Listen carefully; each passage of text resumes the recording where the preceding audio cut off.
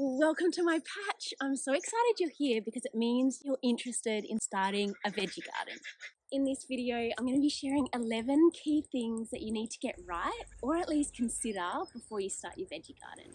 If you've already got a veggie garden set up, these tips should help you troubleshoot maybe where you've gone wrong and give you some tips to improve the veggie garden you have. Well, I'm sharing these tips so you don't have to make the same mistakes that I made when I started my veggie garden. I definitely learnt the hard way a lot of times. In case we haven't met before, I'm Sarah, otherwise known as In My Patch, and I'm all about helping people to grow food at home. So let's get you growing. Number one on the list is starting smaller. The truth is, I have a big garden right now, but I didn't start like this. I started with a handful of beds and I've slowly grown them over time. Growing and managing a big veggie garden like I have takes a bit of skill and it takes time to learn. Far better off starting with a handful of beds and growing several things really well than try and grow most of your food straight off the bat. You're far better off having a couple of really healthy, good, well-producing plants than having 10 sickly ones. So master your skills in a smaller space first, and then you can expand. Number two is choosing the right location for your veggie garden. So I know not everybody has the luxury of being able to choose the ideal spot. If you're in a small space, your options are going to be really limited. So there's three main things that I think you should look for when you're trying to choose the right location. Number one is an obvious one. It's sunshine. Making sure you're choosing a spot that gets a good amount of sun. 6 hours of sun is really the minimum you should be looking for when you're trying to find a location for your garden. The trick to remember is that the sun changes through the seasons. So for example, it's summer right now.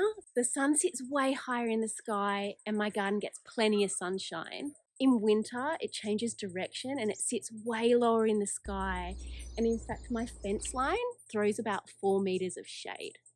I actually used to have veggie garden beds all the way along here, but I had to move them because they got zero sun in winter because I never considered the shade the fence would throw. Well, that is lesson number 2 for me, big trees. Well, this makes me feel stupid. I never considered that those trees would grow. I know trees grow, right? But when I was setting up my veggie garden, it just wasn't in my mind. So have a look around your space. Maybe it's a neighbour's tree, maybe it's a park across the road, and have a look at what trees you have around and which ones are the big ones that are going to grow. These 2 gum trees have grown maybe 4 to 5 meters since I've had my veggie garden in. And so in winter, where there used to be sunshine, I now get shaded out. As you can see, I've got a large established tree here. It sends roots into the bottoms of my garden. What happens is the tree tries to seek out nutrients and water from my garden. So it's not too much of a big deal, but it just means I really need to keep up to topping up my beds with compost and nutrients because the tree definitely takes some, especially out of the beds close by. Often I get little baby roots coming up into the bottoms of my beds. So it's just something to be mindful of, but not a deal breaker. Number 3 is plan, but don't over plan. It's very easy to get stifled in the planning process. There's no such thing as a perfect vegetable garden. My veggie garden is awesome, but it's far from perfect, and I've had to adapt and change things from mistakes I made early. Don't try and plan for the perfect veggie garden. Just consider some of the key things in this video and you'll be well on your way. Here's just 4 simple things to remember when you're planning your garden. Number 1 in the planning process is bed size. Bigger beds are not necessarily better. My garden beds are no wider than 1 meter. So what that means is I won't do it because I'm in a dress, so I won't bend over. But it's easy to reach the back of the bed. Second planning thing to remember is have more than 1 bed. So if you only have space for, say, a 2-meter bed, rather than have 1 2-meter bed, have 2 1-meter beds instead. The reason being, if you get a sick plant or a disease in one of your garden beds, you can still work with the other garden bed and still grow food. Having more than 1 bed means it's easier to manage any diseases that happen with your soil. Number 3 in planning is pathways. If you're planning on having pathways, just make sure they're wide enough to fit a wheelbarrow down. It's going to really suck moving soil by hand. Number 4 in planning is deciding whether you're growing above ground or below ground. If you don't have much experience with growing food or this is your first veggie garden, I highly recommend growing above ground because it's so much easier to control the soil. Every single house is going to have different soil in their yard. I even have multiple different types of soil in my yard. I have some clay on the back corner. I have a lot of sand out the front, and then I also have quite waterlogged soil in one section of my yard. So growing above ground means I don't need to try and figure out how to fix my soil. It's so much easier to manage above ground. Number 4, look for opportunities to grow up and use the most of your space. I love growing vertically. There's a lot of food that grows on trellises or on archways. They look beautiful and they're a great space saver. Number 5, know your climate. Whew, it is hot. Whoa, that's better. Climate is everything. Researching your climate and knowing what your temperatures are and what kind of climate you have is really going to help you to choose A, what season you're in, and B, what other plants are going to do best for where you live. For example, it's the middle of summer right now here in Australia, and I'm growing all my summer veggies. Say if you were someone in the UK and it was summer where you were, there are certain veggies that you might need to grow in a greenhouse because you don't have the warmth that we have here in Australia. Same applies for my winter garden. When winter comes and I'm planting out all my winter veggies, these are the things that grow well for me here in Australia in winter. But if you're in a cold climate like Canada that gets a lot of snow, then you'll be growing the winter type of veggies more in your springtime. So knowing what your climate is super important, and it'll be the difference between growing food or failing. Number 6, soil is the secret sauce. Our veggies are living, so they need nutrients just like we do.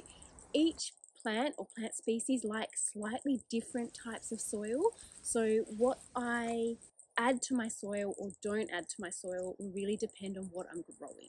As a really broad general rule, you want a base soil. So you can get that from your local landscape supplier, just a basic veggie garden mix soil. You really want to add a high quality compost, and I want to tell you a secret. Buying bagged compost, the cheapest bag compost, is really not going to add much nutrients to your soil. A lot of that cheap bulk made compost available at big hardware stores are bulk made. It's almost like adding sawdust to your garden, not quite that extreme, but that kind of cheap compost isn't going to have as much nutrients as one that you make yourself, or B, spending a little bit more and maybe going to your local nursery and buying a smaller batch compost from your local small nursery rather than going to the big garden centres and spending $3 on cheap compost. So if you want to invest in your soil, invest in your compost. The compost is going to be where it's got all those added minerals and nutrients for the food to be able to thrive. And some manure, so whatever floats your boat. You can use manure such as cow manure, sheep manure, chook manure, all different types of manures you can use in the veggie garden. Number 7, growing the right plants at the right time. It's summer here and I would love nothing more than crunchy lettuce with my salad. But the thing is, lettuce actually doesn't grow in summer. It's a cool weather veggie. It's going to really struggle in the heat, especially in Australia when it's so hot in summer. So there's no point me planting, even though I really would love some lettuce in the garden right now. There's no point me planting it because I know it's not going to thrive. I'm better off waiting until the weather cools down, and that will be the perfect time for lettuce. So to help you guys out, I've included a warm weather veggie list and a cool weather veggie list below in my description. So you can simply click the link and it will take you to my list of suggested warm weather veggies and my suggested list for cool weather veggies to make it easy. Number 8 is choosing healthy seedlings. I'm going to be honest with you, often big garden centres will do you dirty by selling you seedlings that are sick, diseased, or even not in season. So if you are buying seedlings for the first time, make sure that they're really lovely, green and healthy looking, and definitely keep in mind what we spoke about before about what grows when, because big garden centres will often just sell stuff that's not even in season. Number 9 is planting for the bees. We need bees and we need insects to get more food and to have a healthier veggie garden. So it's super easy to encourage them into your garden simply by planting flowers. So these are some of the ones that I've got growing at the moment. Sunflowers are an obvious one. I have cosmo flowers, marigolds. I have some snapdragons at the moment. I have some zinnia on the way, and one of my favorites, nasturtiums. So if you start a veggie garden and you don't get much food, try planting extra flowers.